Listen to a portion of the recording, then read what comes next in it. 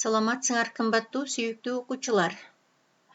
Адабият боюнча гимназиялык компонент. Бүгүн 9 айынын 10-у, жуманын акыркы күнү, ишемби күн.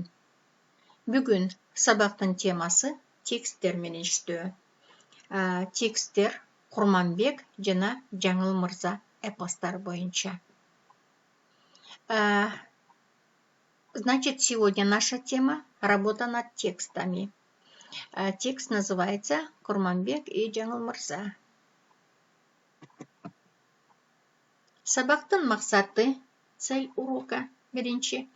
Чыгарманын негизги идеясын билебиз. Узнаем основную идею произведения. Экинчи, сөз байлыктарыбызды жана байланыштуу кептерибизди өстүрөбүз. Развиваем развитие речи и словарный запас.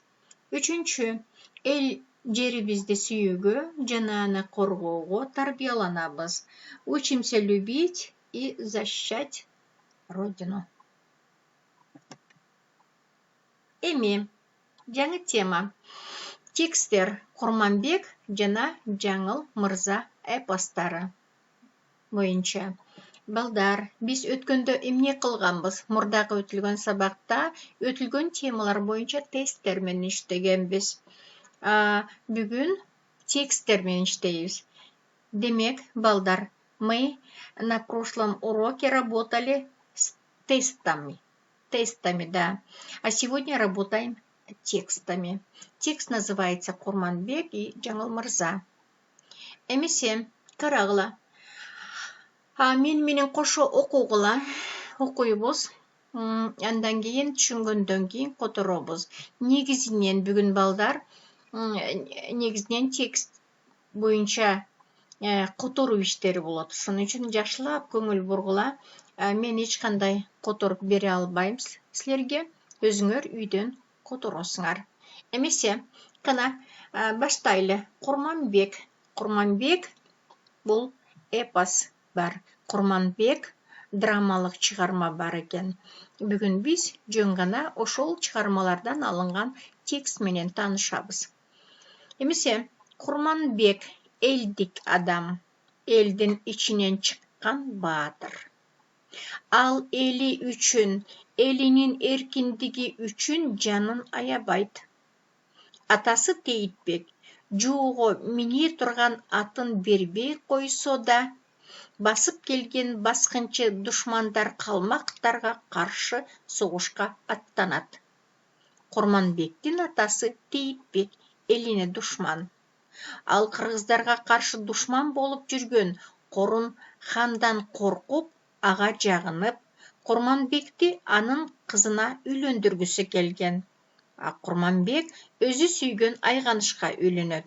Мына ушундан баштап ата менен баланын мамилеси бузулат.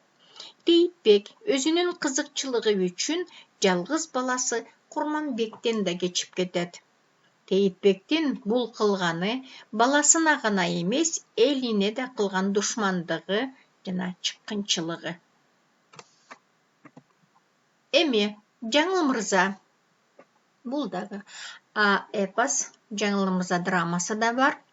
Бүгүн ошол Жаңыл мырза чыгармасы боюнча эле текст менен таанышат экенбиз.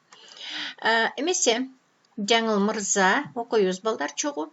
Жаңыл мырза Нойгут уруусунун башчысы. Ал үчүн эң кымбат нерсе элинин тынчтыгы. Жаңыл мырза үчүн эли үчүн кызмат кылуу анын милдети. Ал үй бүлө күтүп турмуш курган жок.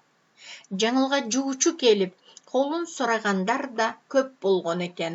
Ошолордун ичинен Жаңылга Сарыбагыш уруусунан Түлкү мырза гана жаккан. Түлкү мырза да Жаңыл мырза сыяктуу өз уруусунун башчысы, баатыры.